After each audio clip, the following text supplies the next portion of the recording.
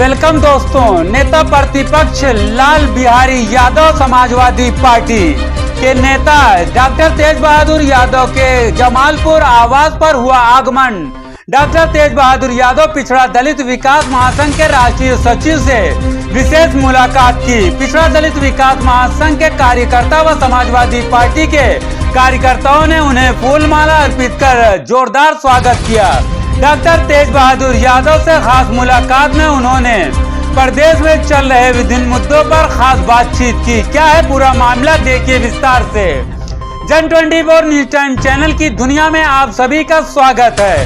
सच दिखाने की साहस, बोल किल्ला आजाद है तेरे, देखिए ग्राउंड जीरो से खास खबर अफसर अली के साथ। उत्तर प्रदेश जनपद जौनपुर मछली शहर नगर के माने जाने समाज सेवी व पिछड़ा दलित विकास महासंघ के राष्ट्रीय सचिव वहीं तेज बहादुर सेवा अस्पताल के मैनेजिंग डायरेक्टर डॉक्टर तेज बहादुर यादव से मिलने पहुंचे नेता प्रतिपक्ष लाल बिहारी यादव। समाजवादी पार्टी ने देश में चल रहे विभिन्न मुद्दों पर उनसे चर्चा की और आगे की रणनीति के तहत 2027 चुनाव को लेकर भी उन्होंने चर्चा की। देश में चल रहे बेरोजगारी, भ्रष्टाचार, वोट चोरी, किसान, युवाओं, पिछड़े, अल्पसंख्यकों और दलितों की समस्याओं व अन्य मुद्दों को लेकर पत्रकारों से बातचीत करते हुए नेता प्रतिपक्ष लाल बिहारी यादव समाजवादी पार्टी व पिछड़ा दलित विकास महासंघ के राष्ट्रीय सचिव डॉक्टर तेज बहादुर यादव ने पत्रकारों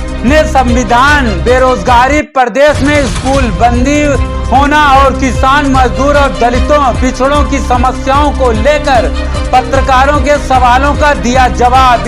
इस मौके पर उपस्थित रहे अशोक यादव, पूर्व ब्लॉक प्रमुख जमालपुर मछली शहर, Baba Dubey, Mahendra Pradhan, Panna Lal Yadav, doctor Manoj Yadav, MBBS MD बाल रोग विशेषज्ञ, शैलेश यादव, पप्पू पाल, अरविंद यादव, ओम प्रकाश, राधे श्याम पाल, राजेश माली, अरुण यादव, क्षेत्र पंचायत सदस्य, वहीं समाजवादी पार्टी के नेतागण व कार्यकर्ता व अन्य समाजसेवी इस कार्यक्रम में उपस्थित रहे। देखिए पूरी खबर अफसर अली के साथ। जय हिंद, जय भारत, धन्यवाद। अगली खबर में फिर मिलेंगे। इस वीडियो को पूरा जरूर देखें।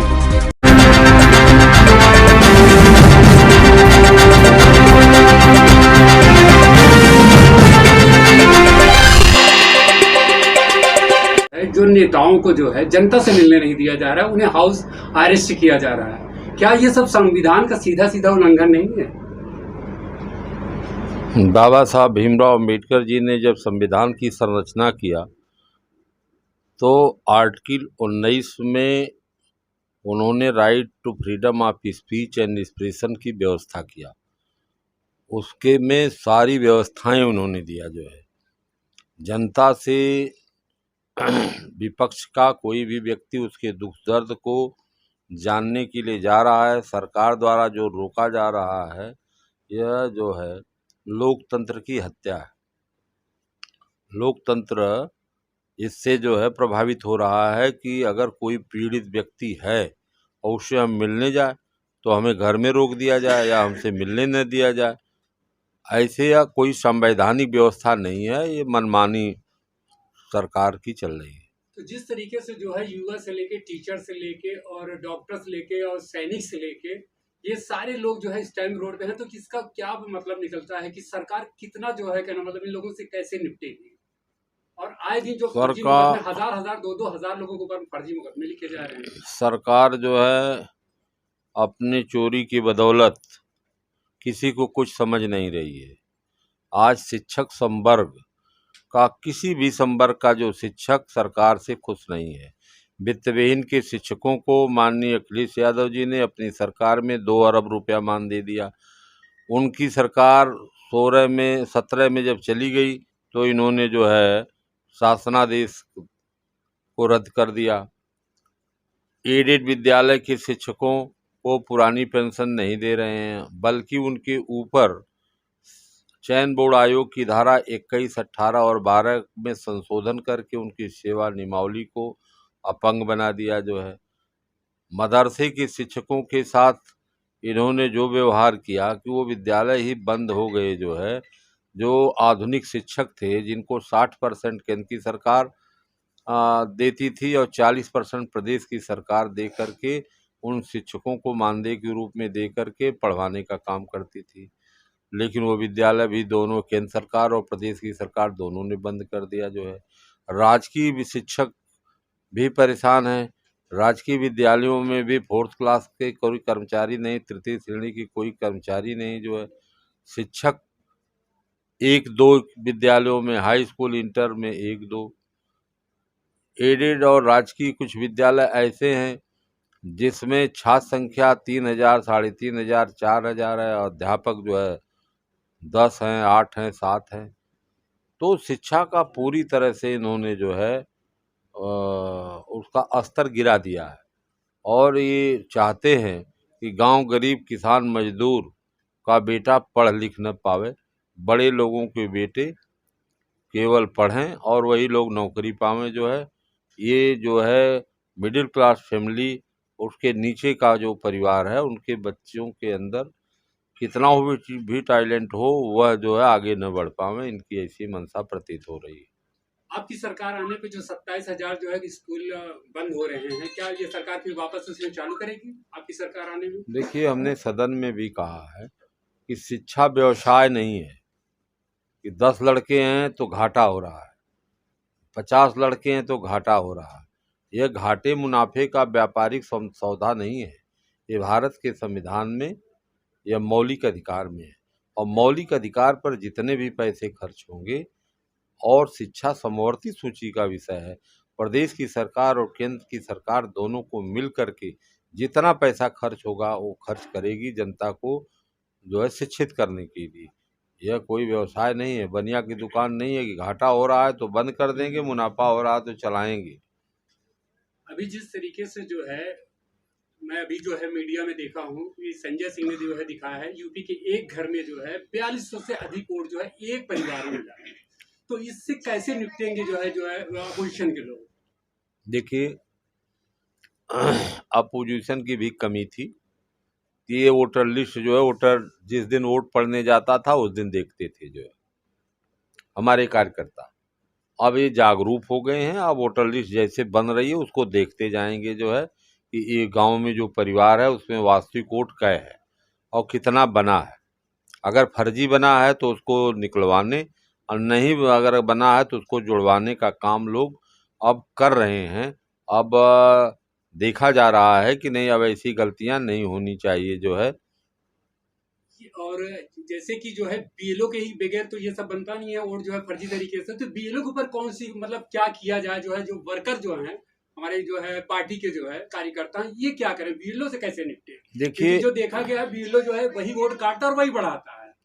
बीएलओ से निपटने से बढ़िया है कि एसडीएम और डीएम जी के अंदर वो काम करता है और जो भी फर्जीवाड़ा वो करता है अपने मन से नहीं करता है, वह डीएम और एसडीएम के इशारे पर करता है। तो इसमें जिम्मेदार जो है एसडीएम को बनाया जाए कि एसडीएम जो है तुम्हारी निगरानी में जितने भी बीएलओ बने हैं, बीएलओ को हटाने और बढ़ाने का काम एसडीएम करता है, डीएम करता है। हम तो गए थे जब पहली बार डिक्लेरेशन चुनाव हुआ था मिल्कीपुर का, तो 108 बीएलओ को एसडीएम ने हटा दिया जो है वहाँ। तो सारी बदमाशी की जड़ जो है वहाँ से है, जो जिनको राइट है ये जो हटाने का, बढ़ाने का, फर्जीवाड़ा कराने का, ये सारा काम जो है एसडीएम और डीएम के इशारे पर होता है। बीएलओ की हैसियत नहीं होती है कि एक घर में जो है 100, 200, 500 वोट जो है लिख दे जो है। तो 2027 में अखिलेश सरकार बन रही है। देखिए, 2027 की राष्ट्रीय अध्यक्ष माननीय अखिलेश यादव जी पूरी मेहनत से जो है इस पर लगे हुए हैं और सभी कार्यकर्ता भी लगे हुए हैं। सब लोग, पूरी जनता जो है न्याय चाहती है जो है भारतीय जनता पार्टी से, चाहे वो शिक्षक हो, चाहे किसान हो, चाहे नौजवान हो, चाहे व्यापारी हो। व्यापारियों को देखे आपने चूसा किस तरह से इन लोगों ने जीएसटी लगा करके व्यापारियों को चूसा और उसके साथ साथ अंतिम भोक्ता तो किसान था, उसको भी चूस लिया। जब इनके चूसने से पेट भर गया है तो कह रहे हैं कि नहीं अब कम कर दिया जाए जो है इसको जो है। अब इनको जो है चूसने से इनका पेट जो है भर गया 18% जीएसटी लेने से जो है। जीएसटी का तो इनका जो खेल जो है हमको भी समझ में आता है, क्योंकि जो है जीएसटी में 5% जो है बुक पे जो है इन्होंने टैक्स कम किया, लेकिन जो प्लेन पेपर होता है वो 12 की जगह पे 18% टैक्स उस पे लगा दिया, तो वो सस्ता कहाँ हुआ, बल्कि और वो महंगा हो जाएगा। देखिए, जीएसटी इन्होंने एक तरफ माफ किया, बाजार में किसी भी मूल्य में कमी नहीं हुई। इसका मतलब ये सीधे व्यापारियों को लाभ देने के लिए इस तरह के रवैया अपनाए हुए हैं। जब आपने उसको कम किया तो अंतिम उपभोक्ता को भी तो उसका लाभ मिलना चाहिए। जो सामान 10 रुपया में मिलती थी 18% जीएसटी पर, जीएसटी अगर कम हुई तो 8 रुपया में 7 रुपया में मिलनी चाहिए ना। जब वो 10 का 10 है तो आम जनता को क्या लाभ हुआ? वो तो बिचौलिया सब ले लिया।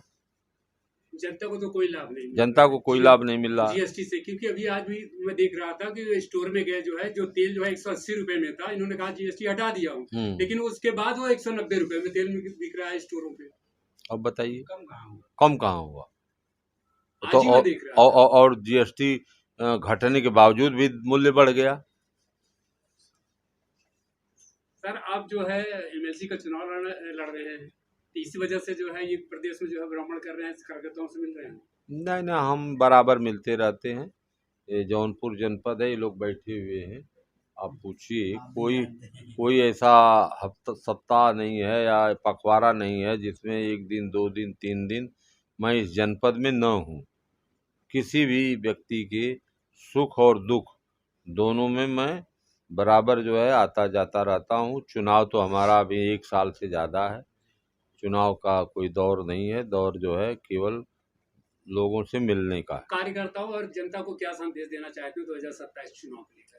कार्यकर्ता जो है पूरी तरह से मेहनत से, ईमानदारी से मेहनत करें जो है, और जनता जो है अपने दुर्दिन से बचने के लिए है भारतीय जनता पार्टी को हटा करके उत्तर प्रदेश के मुख्यमंत्री की कुर्सी माननीय अखिलेश यादव जी के हाथों में दे, तभी समस्याओं का समाधान संभव है।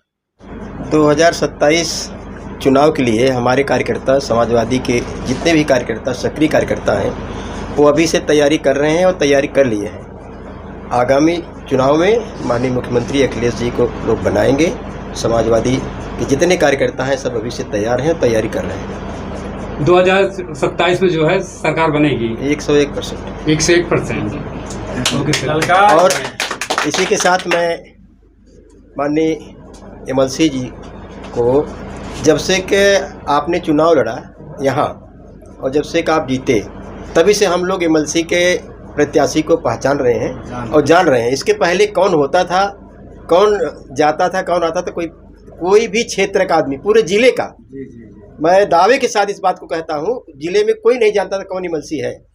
और आपने जब से के चुनाव लड़ा, एमएलसी का चुनाव आपने जीता, पूरे जौनपुर जिले में ऐसा कोई व्यक्ति नहीं है जो आपको न जानता हो। विधायक सांसद को कम, आपको ज़्यादा लोग जानते हैं। यही बात मैं कहने वाला हूं, विधायक और आप पहुंच जाते हैं। आप हर डोर टू डोर पहुंचते हैं, किसी के दुख तकलीफ में पहुंचते हैं, चाहे जिस जात धर्म का हो, कोई भेदभाव नहीं है, हर लोगों के यहाँ आप पहुंचते हैं। मैं आशा करता हूं कि इस बार चुनाव में आप जो है जितने मतों से जीते थे उसके 3 गुना ज़्यादा मतों से, बहुमत से आप जीतेंगे।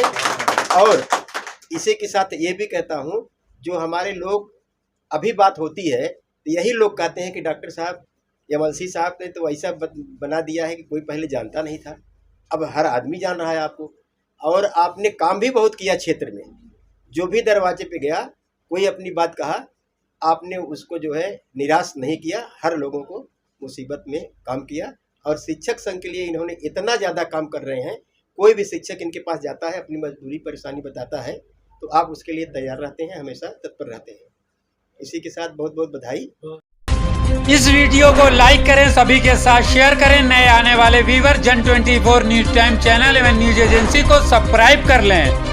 बेल आइकॉन को जरूर क्लिक करें ताकि ऐसे ही सच्चाई पर आधारित खबरों का नोटिफिकेशन सबसे पहले आपको मिले। सच की आवाज सच के साथ फिर मिलेंगे अगली खबर के साथ। जय हिंद, जय भारत।